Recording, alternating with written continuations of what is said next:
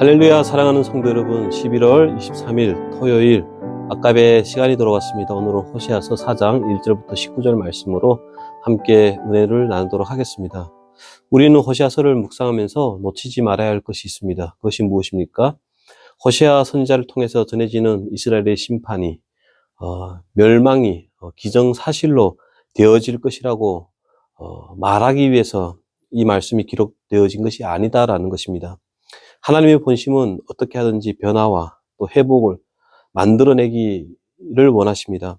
그런 의미에서 오늘 본문 역시 범죄한 이스라엘 향한 하나님의 애끓는 마음을 선포하고 있는 내용들을 보게 됩니다. 1절 보시면은 이스라엘 자손아 여호와의 말씀을 들으라. 여호와께서 이 땅 주민과 논쟁하시나니, 논쟁하신다라고 합니다. 범죄한 이스라엘이 돌이키기를 원하신 하나님은 무엇을 논쟁을 하실까요? 이어지는 구절에 보면은 이 땅에 진실도 없고 인애도 없고 하나님을 아는 지식도 없고 오직 저주와 속임과 살인과 도적질과 간음뿐이요 포악하여 피가 피를 뒤를 이음이라 라고 되어 있습니다. 하나님이 원하시는 삶은, 하나님이 기대하시는 삶은 이런 삶이 아니다라는 것이죠. 하나님이 원하시는 삶은 하나님의 충만하심과 같이 생육하고 번성하는 것입니다. 그런데 현실은 무엇입니까? 하나님의 사람이 하나님의 충만하심과 같이 생육하고 번성하는 것이 아니라 속이는 것, 살인하는 것, 도적질하는 것이 난무하더라라는 것입니다. 이로 인하여 3절에 보시면 그러므로 이 땅이 슬퍼하며 거기 사는 자와 들짐승들과 공중에 사는 새가 다 세잔할 것이요 바다의 고기도 없어지리라 라고 해서 자연의 세계마저도 세잔해지고 소멸될 위기에 처했다라고 합니다. 하나님은 사람과 사람 사이, 사람과 자연 사이에 서로 온유하고 화평하며 사랑하며 서로를 위로하며 또 돌봐주는, 그래서 생명이 충만하기를 원하셨으나 사람과 사람 사이의 갈등과 분쟁과 원망이 끊어지지 아니하고 이로 인해서 자연의 세계, 하나님의 창조의 세계 그리고 원리가 파괴되고 있다라고 합니다. 하나님은 애끓는 마음으로 다시 한번 당신의 백성을 향하여 호소하시면서 붙들고 논쟁하신다라고 합니다. 그래서 4절에 보시면은 어떤 사람이든지 다투지 말며 책망하지 말라라고 말씀하십니다. 그런데 문제는 무엇입니까? 사람들은 이런 결과가 자신들이 차고 넘치는 욕심과 죄악 때문이라고 생각하지 않습니다. 오히려 무엇이라고 생각합니까? 내 백성이 지상과 다투는 자처럼 되었느니라라고 합니다. 이 말씀의 의미가 뭘까요? 모든 원인이 하나님께 제대로 된 제사를 드리지 아니하였기 때문에 이 고통과 파멸이 찾아왔다라고 생각하더라는 것입니다. 저들은 자신의 삶의 태도와 삶의 방식에서 문제를 찾지 않고 하나님께 제사, 예배를 드리는 방식이 문제가 있기 때문에 이 고통이 찾아왔다라고 생각한다라는 겁니다. 슬픈 일이지만 제사장 선지자라 하는 이들마저도 왜 이스라엘에 이런 고통이 찾아왔는지 모르고 있더라. 눈 감고 살아가더라. 라고 이야기를 합니다. 그래서 무엇이라고 이야기합니까? 5절에 보면은 너는 낮에 넘어지겠고 너와 함께 있는 선지자는 밤에 넘어지리라. 라고 되어 있습니다. 8절에 보면은 그들이 내 백성의 속죄 제물을 먹고 그 마음을 그들의 죄악에 두었도다. 라고 되어 있습니다. 9절에 보시면은 장차는 백성이나 제사장이나 동일함이라. 라고 하지 않습니까? 모두가 한결같이 신자된 자신에게 요구하시는 하나님의 삶의 방식과 태도에 대해서 생각하지 아니하고 오로지 제사, 예배를 향하여 더 많은 정성을 들이고 더 많은 예배를 드려서 현실의 문제를 해결하려고 들더라라는 것입니다. 이것이 지금 이스라엘의 현실인 것입니다. 이 근본적인 문제를 하나님이 무엇이라고 지적하십니까? 6절 보시면은 내 백성이 지식이 없으므로 망한도다라고 합니다. 여기 지식은 무엇입니까? 하나님이 무엇을 요구하시는가? 하나님은 무엇을 기뻐하시는 분이신가를 아는 것, 그것이 지식이죠. 하나님은 무엇을 기뻐하십니까? 생육하고 번성하는 것. 모두가 하나님 안에서 진리와 생명과 복을 누리는 것. 하나님이 요구하는 것을 따라 살아가는 것. 그것을 하나님은 기뻐하신다라는 것입니다. 그런데 저들의 삶의 중심에는 언제나 하나님이 아니고 내가 우선이더라라는 것입니다. 내가 편하고 내가 뛰어나고 내가 우월해지기 위해서 하나님을 이용하는 모습을 보여주고 있다고 합니다. 하나님의 뜻과 소원을 모르고 사는 백성들의 발걸음을 멈추게 하는 방법, 돌이키게 하는 방법은 무엇일까요? 7절 말씀에 하나님은 그들은 번성할지라도 내게 범죄하리니 내가 그들의 영화를 변하여 욕이 되게 한다라고 하십니다. 내 이름으로 일컫는 백성이 하나님의 뜻과 소원이 무엇인지 모르니 내가 그들을 돌이키기 위하여 그들을 망하게 한다라는 것입니다. 여기에 심판의 목적은 옳거니 잘 걸렸다 이런 것이 아닙니다. 돌이키라라는 것입니다. 저대로 놓아두면 영원한 심판을 받아 영원한 파멸로 빠지게 될 것이니 어떻게든지 저들을 막아서서 저들을 설득하고 이해시켜서 돌이켜 생명과 복과 진리에 서게 하기 위해서 하나님은 아픈 매를 들 수밖에 없다라고 하는 것입니다. 10절과 11절에 무엇이라고 되어 있습니까? 그들이 먹어도 배부르지 아니하고 음행하여도 수요가 늘지 못하니 11절 음행과 묵은 포도주와 새 포도주가 마음에 빼앗겼느니라 라고 되어 있습니다. 하나님은 여로보암 2세의 그 번성함을 가난함으로 바꿔버리겠다라고 선포하십니다. 먹어도 공허함을 느끼게 하신다라고 합니다. 음행하여도 수요가 늘지 않는다라고 하는 이 말의 의미는 뭘까요? 당시의 다사는 힘이고 복인 것입니다. 작게는 이웃 사이에, 친족 사이에 가족의 수가 많다라고 하는 것은 하나의 힘을 가지게 되는 것입니다.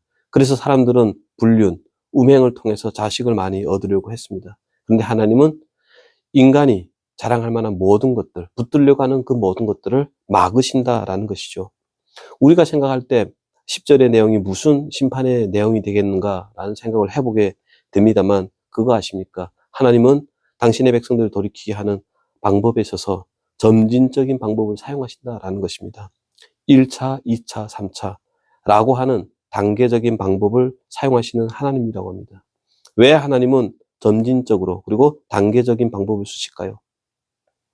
아파할까 봐입니다. 하나님을 오해할까 봐, 하나님의 본심을 오해할까 봐, 튕겨져 나갈까 봐.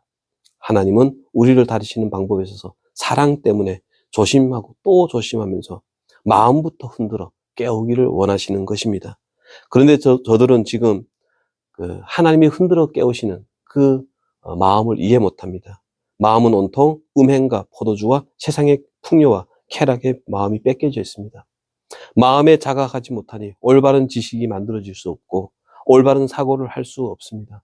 그러다 보니 무엇이라고 합니까? 12절 보면 내 백성이 나무에게 묻고 그 막대기는 그에게 고하리니 13절에 그들이 산 꼭대기에서 제사를 드리며 작은 산 위에서 분향하되 참나무와 버드나무와 상수리나무 아래서 하니 이는 그 나무 그늘이 좋음이라 합니다.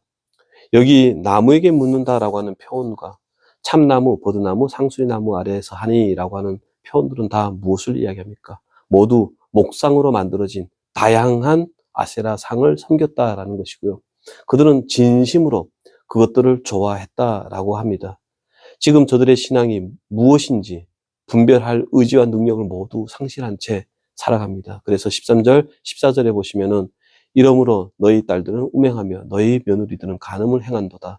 너희 딸들이 음행하며 너희 며느리들이 간음해도 내가 벌하지 아니하리니 이는 남자들도 창기와 함께 나가며 음부와 함께 희생을 드림이라 라고 해서 하나님이 싫어하는 음란한 삶, 방탕한 삶, 방임된 삶을 살아가더라라는 것입니다. 이스라엘의 현실이 이러하니 하나님은 크게 책망하고 심판하지 않을 수가 없습니다. 그러나 하나님은 행여나 저들이 부러질까봐 정신을, 마음을 흔드는 것부터 시작하겠다라고 하십니다. 저들의 마음, 정신, 의지를 흔들어서 사람들이 좋아하는 것들을 정지시켜야 하므로 그래서 저들이 그 가던 길을 멈추게 하기 위해서 하나님께서 저들의 마음을 흔든다라고 합니다. 14절의 마지막 구절에 무엇이라고 되어 있습니까? 깨닫지 못하는 백성은 망하리라 되고 있습니다. 여기서 깨닫지 못하면 망한다라는 겁니다. 이 말씀의 의미가 뭘까요?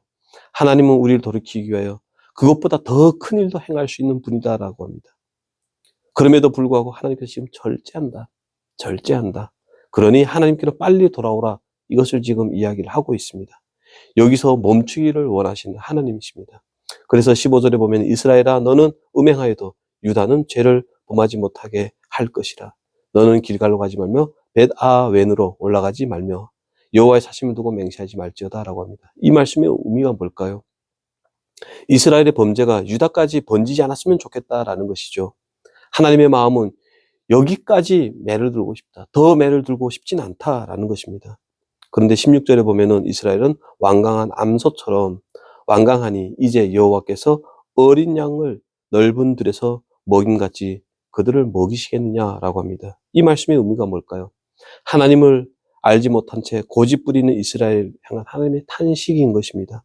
하나님은 어린 양과 같이 저들을 이끌어가고 싶은데 저들을 이끌어서 저들의 주인이 되어서 저들에게 많은 것들을 베풀며 누리며 살게 하기를 원하시는데 저들은 고집스러운 버티고 있는 암소와 같아서 하나님이 저들을 푸른 초장으로 인도하지 못한다라는 겁니다. 마음껏 풀을 먹일 수가 없다라고 지금 하나님께서 탄식하는 겁니다. 이어지는 17절, 18, 19절에서 어떻게 이야기를 합니까? 그리고 이 구절을 어떻게 읽어야 될까요? 에브라임이 우상과 연합하니 버려두라. 그들이 마시기를 다하고는 이어서 음행하며 그들은 부끄러운 일을 좋아하느니라. 바람이 그 날개로 그들을 쌌나니 그들이 그 재물로 말미암아 부끄러운 일을 당하리라. 이 말씀을 어떻게 읽으면 될까요? 하나님의 탄식인 거죠. 거기까지 가면 안 된다라는 겁니다. 말씀을 정리하겠습니다. 오늘 하나님은 하나님의 원리와 가치와 길에서 벗어난 이들을 향하여 돌아오라라고 합니다. 오늘 말씀 중에 하나님의 뜻과 소원을 외면하고 살아가시는 분들 계십니까? 하나님은 마음을 흔들기를 원하십니다. 단계적으로 우리를 돌이키시기를 원하십니다. 제발 하나님의 음성 들으시고 가던 길 멈추시고 신자됨을 회복하시고 하나님의 복과 은혜 가운데 거하시는 저와 여러분 되기를 주의 이름으로 축원합니다. 기도드리겠습니다. 하나님, 오늘도 하나님의 탄식을 듣습니다. 그것이 생명이 없기에, 그것에 소망이 없기에 하나님은 막아설 수밖에 없고 설득할 수밖에 없고 매를 들 수밖에 없다고 합니다. 하나님, 우리가 죄악된 길을 살아가고 있다면 하나님 돌이키게 하시고 아버지 마음을 깨어 흔드는 하나님의 음성에 반응할 수 있도록 도와주시옵소서. 이제 하나님이 우리를 무엇을 원하시는지, 우리에게 무엇을 요구하시는지를 알아서 제대로 신자된 반응을 하며 살기를 원합니다. 주님 도와주시옵소서. 예수님의 이름으로 기도합니다. 아멘. 오늘도 주의 말씀 붙잡고 승리하시기 바랍니다.